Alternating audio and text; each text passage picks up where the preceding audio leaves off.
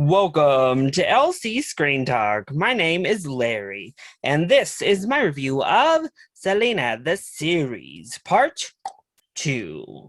So Netflix was gracious enough to give me the opportunity to view the first 7 episodes of Selena the Series Part 2 early. So for the purposes of this review, I am only discussing the first 7 episodes in the series. But don't worry, I'm going to loop back around and we'll discuss the potential problems with Netflix withholding those final 2 episodes from reviewers. But as it is, let's get into what I actually was able to see. So Selena the Series was a Netflix original series that was split into 2 parts, each with 9 episodes. Starring Christian Serratos as the titular star, the series focused on Selena as well as the entire Quintanilla family as we take her career from early childhood all the way up through her untimely passing in 1995. So if you haven't already, make sure to head on over and check out my review for part 1 in this series.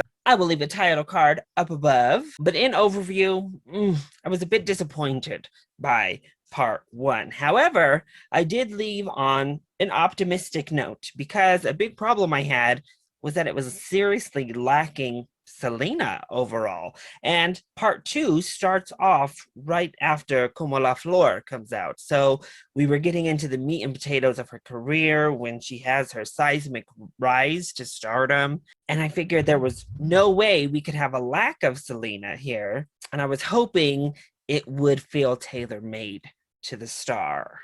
And unfortunately, I was pretty disappointed by part 2 as well. So let's go ahead and kick off with what these first 7 episodes do well. So while Christian Serratos has to be padded out a little bit because she's a little bit thinner and less curvaceous and bodacious as Selena Quintanilla was, I do appreciate the warmth in her performance. She has a beautiful smile and she really brings that warm, pure energy that Selena was so famous for. And I do think she does a solid job portraying the star overall. Jesse Posey, who plays Chris Perez, her husband, also gets more time to shine in this set. And he also has a very warm energy to him. Not only is he adorable, he also has nice chemistry with her. So I like them as a couple.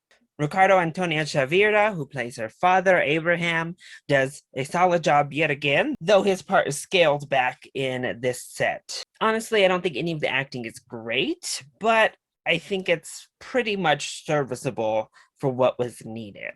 I also really enjoyed that this set of episodes focuses much more on Selena, the person in the series. Part 1 really felt like Quintanilla's story rather than Selena's story. We focused so much on the different family members as we went throughout. This time it does focus in on Selena, on her career, and what she's doing here. What she's doing, the moves she's making. We get some fun little nuggets about the songs themselves. A lot of information that, if you're a fan, you already knew, but it's kind of cute to see the Easter eggs thrown in. Obviously, we have Selena's music. And one thing I liked was that the episodes took a song per episode type of approach, oftentimes even naming the episode after a song. But we really got the chance to let some of her biggest hits shine on their own before we moved on to another one, whether it be through music videos, through the recording process, photo shoots. Each episode kind of featured a different one of her hits. And of course, when you're doing a series about Selena, you want to hear that music. And the music definitely helps to bring life to this series. So then, what doesn't work so well when it comes to part 2 in Selena the series? Well, it's much the same in the fact that once again, from the direction to the writing to what issues the writers and showrunners decided to focus on, this feels like it could be any old CW show, any old network drama that they put on TV, a teen network drama. We focus on minuscule quabbles and dramas all the time that if you took the name off Selena and replaced the music with some other random music, this could be anyone. This could be a fictional singer that they were talking about here that we were watching, because it feels disconnected from telling a true and authentic Selena story. Instead, you're just watching the rise of some pop girl. And that's a huge disservice to who she is, to what she means to our culture. And that's really disappointing to me. And then, speaking of that writing, the script work in part two is not good. This dialogue is not really hitting as it needed to hit. Everything is so on the nose. So not only do they focus on a song an episode, they beat you over the head with some sort of message every single episode, whether it be time management, whether it be relationships, whether it be identity. Every single episode, we focus in on one moral and they just whack you over the head from the start to the finish. Everything in the episode has to do with that and loops back around to that. And it's just like, okay, we get it.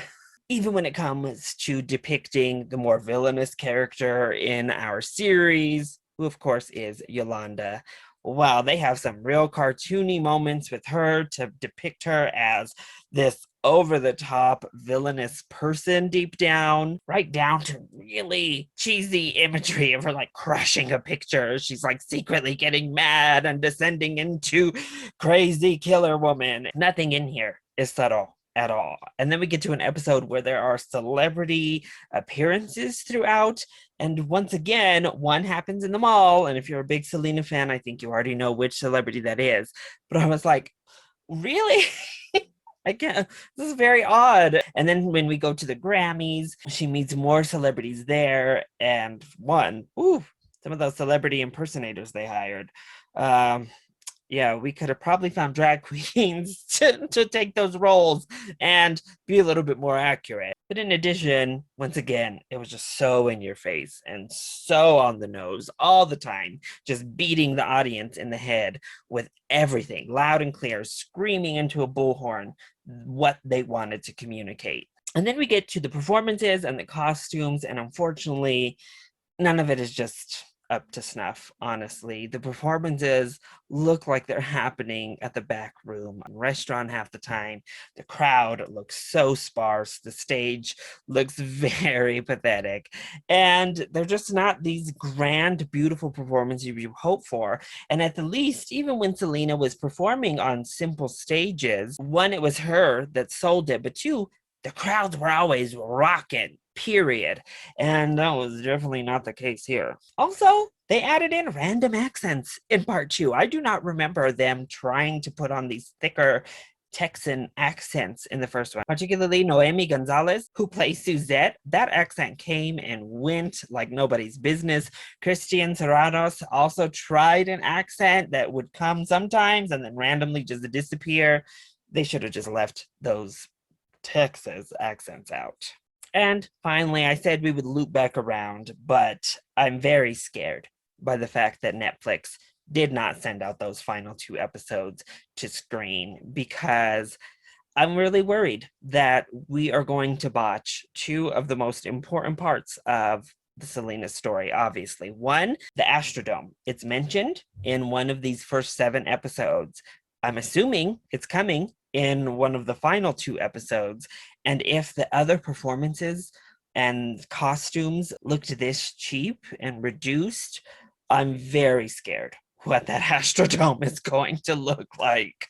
And the replication of that purple bodysuit. I mean, you have to get it right. You have to get it perfect, because it's probably one of her most iconic looks. And then, 2, obviously, her murder at the hands of Yolanda. And this is certainly a place the series could outdo the film, because the film really doesn't do anything with her death. It's all very confusing in the film and jumbled. So the series could give us the full Yolanda story of the nonsense she pulled and tried to get over. But we only have 2 episodes left to cover all of that territory, so I don't think it's going to happen. And I'm really, really nervous by the way they handled the first 7 episodes, that this series is about to completely blow the ending and completely botch Selena's passing, and that will be quite the devastation. So I may come back on to review the final 2 episodes. I may come back on and actually do a reaction to the final 2 episodes.